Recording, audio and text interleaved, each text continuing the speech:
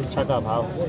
देखिए, भारत भावनाओं का देश है। लोग भावनाओं भले कहते हैं इस बात को, क्योंकि भावनाओं का कदर भी करते हैं, सम्मान भी करते हैं, और कहीं ना कहीं सही कह रहे हैं कि व्यवस्था परिवर्तन हो, चाहे कोई शख्स हो, कोई ईमानदार शख्स आए, जो नए चेहरे आए, पढ़े लिखे छात्र जो इस राज्य का नेतृत्व करें। लेकिन थोड़ा सा आंदोलन करना और उसको एज ए पॉलिटिकली मैंने ट्रांसफर करना उतना आसान नहीं है। दिल्ली नहीं है, दिल्ली में शिक्षा का प्रचार प्रसार है, लेकिन यहाँ झारखंड में कोना कोना में शिक्षा है। आज भी गांव-गांव तक आप जाएंगे तो बहुत बदहाली है। तो ऐसे कंडीशन में झारखंड की परिस्थिति के लिए बहुत चैलेंजिंग है। लेकिन आप जब आए हैं तो हार तो नहीं मान सकते। जब आप राज्य का भला चाहते हैं, अगर आप कुछ करना चाहते हैं, तो आपको कोई चैलेंज को स्वीकार करना होगा और रिस्पॉन्सिबिलिटी को अपने कंधों पर धारण करना होगा। फिलहाल हम लोग का फोकस है आंदोलन करने को लेकर, और हम लोग उसी काम को आज कर रहे हैं।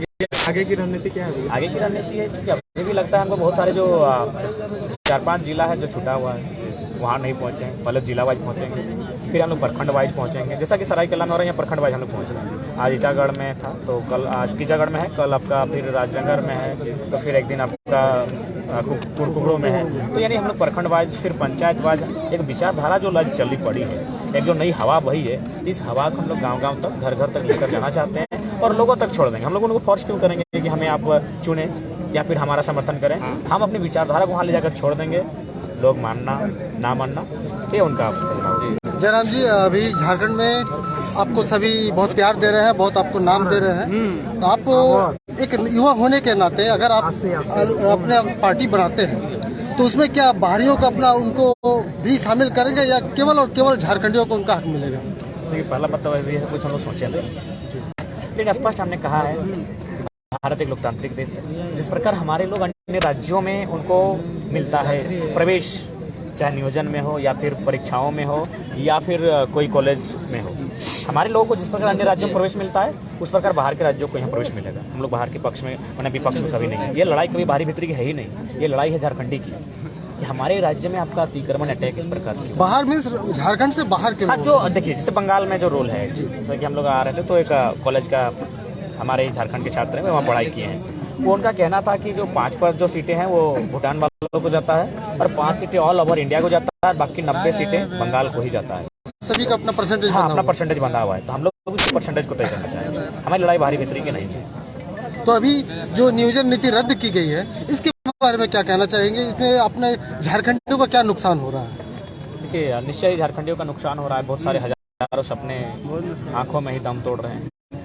देखिए, जो अन्य राज्यों के अभ्यर्थी हैं उनको तो फिर बिहार में, उड़ीसा में जाके अपनी फॉर्म को फिलअप कर लेंगे और अपनी जो भी उनका प्रयास है वहाँ जारी रखेंगे। लेकिन झारखंड के साथ अन्याय हो रहा है, अमानव भी अन्याय हो रहा है। नुकसान ये हो रहा है कि एक मैंने जो यूथ पावर होता है, जो आप राज्य के लिए दे सकते हैं, वह उम्र को यहाँ बेकार किया जा रहा है। यहाँ एकदम मैंने बेकार किया जाता है। एज पार हो रहा है। एज अगर बढ़ोतरी की बात होती है तो ठीक है, लेकिन जो डिफेंस की तैयारी करते हैं उनको एज बढ़ोतरी से क्या फायदा होगा? 21 साल का नौजवान 25 साल की उम्र में 1600 मीटर की दौड़ 5 मिनट में नहीं कर पाएगा।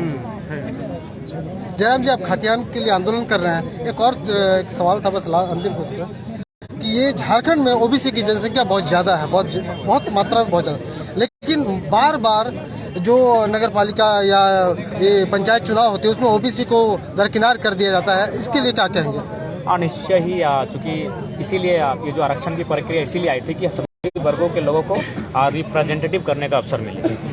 तो जब ये प्रक्रिया, ये विधान देश में इसीलिए आया है तो सबकी भागीदारी होनी चाहिए। निश्चय एक बहुत बड़ी आबादी है ओबीसी की, और उसे मुझे लगता है कहीं ना कहीं दरकिनार करके ही जो कानून बनाए जा रहे हैं उनको दरकिनार करके ताक में रख कर बनाए जा रहे हैं। और इसके लिए ओबीसी कस्टमर खुद है, उसको अब क्यों कहेंगे? जब वो सोया है, उसका जिंदगी चल रहा है तो चलने दीजिए। वो आवाज ही नहीं कर रहा है, वो शोर ही नहीं कर रहा है, तो उसमें दूसरा को दोषी क्यों मान सकते? तो चूंकि आप एक जागरूक नागरिक है, जागरूक युवा है और सभी को जागरूक कर रहे हैं, तो आप क्यों नहीं इसमें आगे बढ़ते हैं? क्यों नहीं जागरूक करते हैं? एक आंदोलन क्यों नहीं चलाते हैं? देखिए, सबसे पहला बात, कोई भी आंदोलन स्टेप वाइज चलता है। ऐसा नहीं जब हम भी ओबीसी से वर्ग से संबंध रखते हैं फिलहाल, तो ओबीसी वर्ग है जो कोई भी वर्ग है, ऐसा नहीं कि अगर हम ओबीसी की बात करें, हम फैक्ट की बात करें। और फैक्ट यही है कि 3rd और 4th ग्रेड में एक जनसंख्या का जो अनुपात है उस क्रम में सबको अधिकार मिलना चाहिए, सबको मिले जो जिस अनुपात में है। हम अगर एसटी है तो ऐसा नहीं कि हम एसटी की बात करेंगे, अगर हम एससी है तो ऐसा नहीं कि हम सिर्फ एससी की बात करेंगे, बाकी जो वर्ग है उसकी भी बात करेंगे। उसको सबका अधिकार उसको अनुपात में, रेशियो में मिलना चाहिए। धन्यवाद। ये तो होना चाहिए। और कोई सवाल? नहीं, होना चाहिए। हो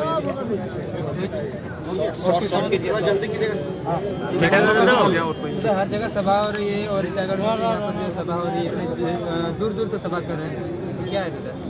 और एक साल और एक बात दादा, एक साल जो है आंदोलन का पूरा हो चुका है, तो पहले और अभी में क्या देखते थे और आगे क्या होने वाला है? देखिए, जब साल भर पहले ये आंदोलन स्टार्ट हुआ था तो ये केवल एक आंदोलन के रूप में आगाज हुआ था और ये आंदोलन धीरे धीरे क्रांति का रूप ले चुका है। तो सबसे पहला बात, लोग पूछते भी है कि आंदोलन क्रांति में फर्क क्या है। आंदोलन यानी एक प्रकार से विद्रोह यानी लड़ के अपना अधिकार को लेना। क्रांति यानी एक व्यवस्था में, एक सोच में परिवर्तन करना, माने एक बदलाव। क्रांति का मतलब होता है बदलाव और आंदोलन का मतलब होता है अधिकार को लड़के छीन के झगड़ के अपना जो है उसको ले लेना। विद्रोह करके, हंगामा खड़ा करके, जैसे भी हो अपने अधिकार को लेना, उसे आंदोलन कहेंगे। लेकिन ये है क्रांति। हम लोग वैचारिक परिवर्तन की ओर हैं, हम लोग एक नए व्यवस्था परिवर्तन की ओर हैं, हम लोग एक नए सोच को जन्म दे रहे हैं। ये एक नई क्रांति बन चुकी है। तो जब आंदोलन स्टार्ट हुआ था तब ये आंदोलन चल रहा था, लेकिन अब ये क्रांति हो रही है। तो हम झारखंड वासियों को क्या संदेश देंगे एक साल के बाद?